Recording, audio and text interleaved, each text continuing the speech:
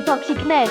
Բարև ձեզ մեր շատ սիրելի երեխաներ։ Հեքիաթի սենյակից ձեզ են ողջունում Արևիկը և Լիլիթը։ Այո, սիրելի փոքրիկներ, ինչպես միշտ, մենք շատ էինք ձեզ կարոտել եւ անհամբերությամբ սպասում էինք մեր նոր նկարահանումներին։ Այսօր, սիրելի փոքրիկներ, ինչպես միշտ, ես եւ Արևիկը պատրաստել ենք շատ գեղեցիկ հեքիաթ, ֆրանսիական, ժողովրդական հեքիաթ։ Հետաքրքիր է լինելու անպայման հետևել մեր ծրագրերին։ Բայց ուզում ենք ասել, որ մենք մենակ չենք եւ Մենք այսօր ունենք հյուր, մեր հյուրն է տաղանդավոր Անի, ողջույն Անի, ողջույն, ինչպես ես Անի։ Կարող ես պատմել քո մասին։ Ես սովորում եմ թիվ 93 դպրոցում, 4-րդ պետդասարանում, սիրում եմ շատ հեքիաթներ կարդալ, սիրում եմ հայրենի լեզուն, մաթեմատիկան և կերպարվեստը։ Համարյա ամեն սիրում եմ։ Դպրոցում սիրելի առարկան ես։ Դե ասած 3 առարկա, իսկ չսիրած առարկա, անկեղծ։ Դժվարանում ես, թե չես գիտում։ Ֆրանսերեն ես չեմ Դժվար, բայց ֆրանսերենը շատ գեղեցիկ լեզու եւ այսօր մենք ընթերցելու ենք ֆրանսիական ժողովրդական հեքիաթ։ Եթե Անին տիրապետական մենք տիրապետեինք ֆրանսերենին, պատկերացնում եք կարդայինք հենց ֆրանսերեն լեզուին հետաքրքրություններ։ Ես միշտ նախանձում եմ այն մարդկանց, ովքեր գիտեն օտար լեզուներ։ Շատ եմ նախանձում։ Այնպես որ ուշադիր եղեք դպրոցում Արևիկ եւ Անի անպայման սովորեք օտար լեզուներ։ Անի, իսկ ինչ խմբակների ես հաճախում, նախասիրությունները ասես։ Ես գնում եմ Փարիզ։ Ահա։ Ազատ ժամանակ ինչով ես սիրում զբաղվել։ Դե Նկարում եմ։ Եթե շատ ես սիրում նկարել, կարող ես գալ նաև Դանիելյան ստուդիա եւ նկարել։ Անի, իսկ մի քիչ էլ խոսենք հեքիաթներից։ Ո՞ւր սիրած հեքիաթագիր։ Հովանես նրա հետ։ Թե արդեն երեխաները կարծում այնքան են լսել, որ չնայած իհարկե բոլորս էլ ամենաշատը սիրում ենք Հովանես Թումանյանի հեքիաթները, բայց կարելի է նաև անդրադառնալ արտասահմանյան հեղինակների, չէ, հեքիաթի սենյակը բազմիցս ներկայացրել է, ես բոլոր երեխաներին կոչ եմ անում, որպեսզի չիմանան, որ միայն Հովանես Թումանյանն է հեքիաթներ գրել, անպայման հետևեն մեր ծրագրերին։ Անի, մենք պատրաստել ենք Եզն ու Էշը հեքիաթը, դու արդեն ծանոթացել ես, քեզ դուր է եկել։ Հա։ Դե հիմա արդեն պատրաստվենք եւ երեքով ընթերցենք երեխաների համար, բայց մինչ այդ շնորհակալություն հայտնենք Կլուբ Կապիտալին, որի շնորհիվ էլ նկարահանում ենք մեր հաղորդումները։ Իսկ այս ընթացքում մեզ հետ կլինի Դանիելյան Արտ ստուդիոյի սան Էդիկը, ով կպատկերի իր նախընտրած հերոսին կամ հերոսներին։ Դե ինչ, սկսենք։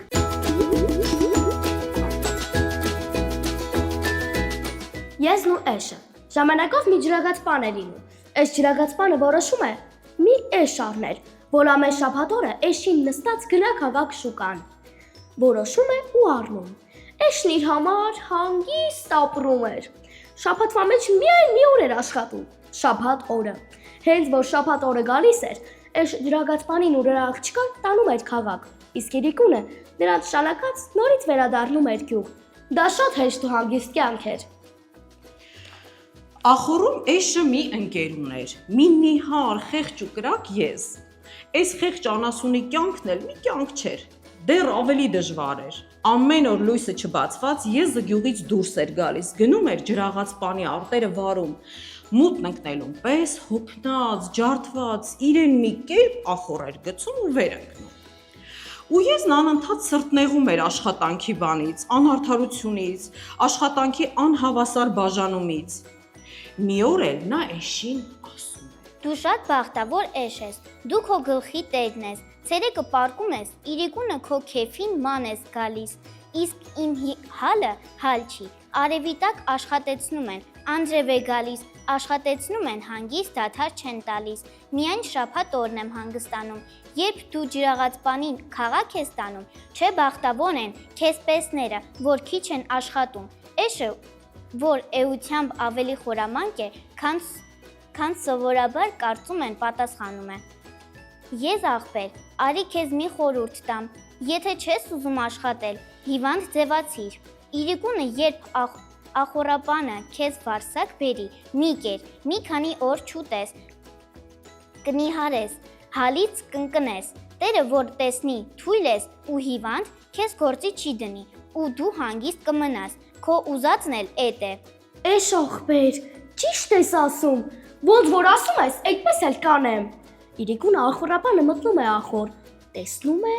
եզի տրամադրությունը լավ չի, ախորժակ էլ չունի,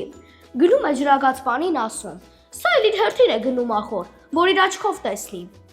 տեսնում է իսկապես, եզի հալը հալ չի, և ախորապանին ասում է, լսիր այ տղա, վարը հո չեն կարող կիսատ թողնել, պետք է շուտ վարենք պրծնենք, արդեն ցանկանելու ժամանակն է, քանի որ ես հիվանդացել է, էգուց էշին կլծենք։ Ի-ա,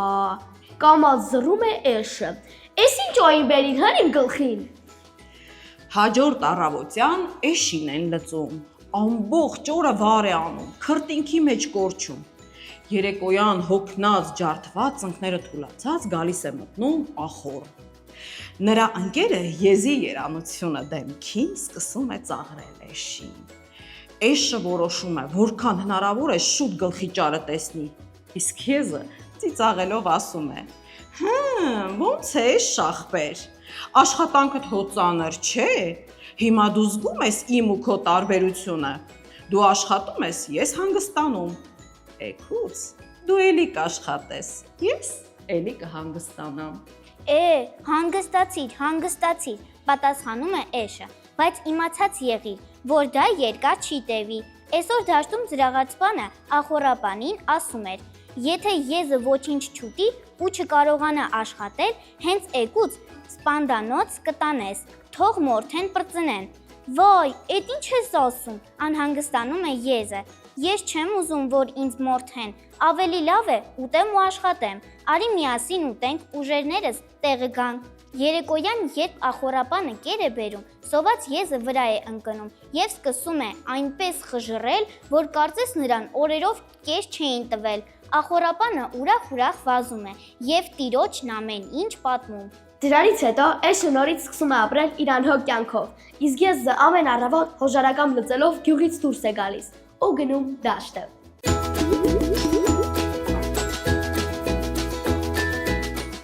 Անի, ինչ ես կարծում, ինչն էր ասելիքը այս հեքիաթում։ Որ մեզ միշտ թվում է, թե դիմացինի գործը շատ հեշտ է։ Չէ, զգացել ես մենք ընդհանրապես արևիկ։ Միշտ երբ որ դիմացինը ինչ որ բան է անում, ասում ենք, բայց քո արածն ինչ է որ, ես ավելի դժվար գործեր եմ անում։ Դու անհոգ ապրում ես, երբ որ մի օրով դերերը փոխվում են, բոլորը, այստեղ մենք կենդանիների մասին ենք խոսում, բայց հավատացեք, կյանքում էլ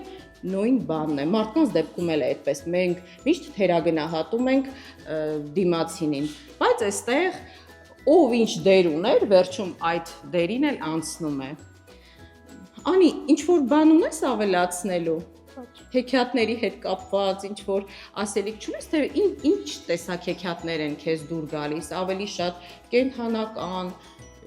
իրատեսական, հրաշապատում, ինչ հեքիաթներ են քեզ դուր գալիս։ Կենդանական։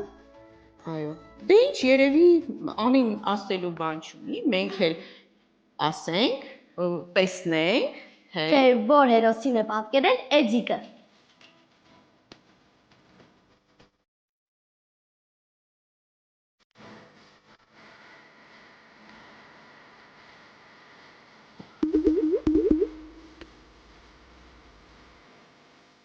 Դե ինձ սիրելի փոքրիկներ, մոտեցավ հրաժեշտի պահը, բայց մինչ այդ շնորհակալություն հայտնենք Կլուբ Կապիտալին եւ երեխաներին հիշեցնենք, որ մեզ նաև կարող եք դիտել YouTube-ով գրելով Հեքիաթի սենյակ հայատար կամ լատինատար եւ կոմենտներ բաժնում կարող եք գրել ձեր կարծիքը մեր հաղորդման մասին։ ինչպես նաև եթե ուզում եք մասնակցել մեր հաղորդումներին, կարող եք գրել։ Դե ինչ, եկեք երեքս միասին ցտեսություն մաղթենք փոքրիկներին։ Ցտեսություն։